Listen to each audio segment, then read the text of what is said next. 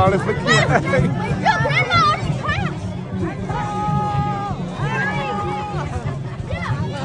លុត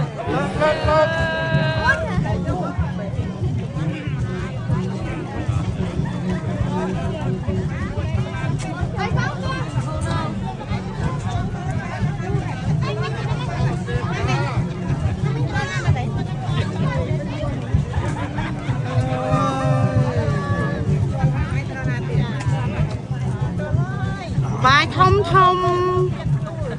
សបាយចិត្តធំធំ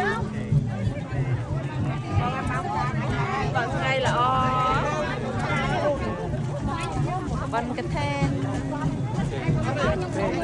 ចូលមកចូលទៅមកដល់ការអញ្ចឹងណាការទីចឹងពេញមកឡាយ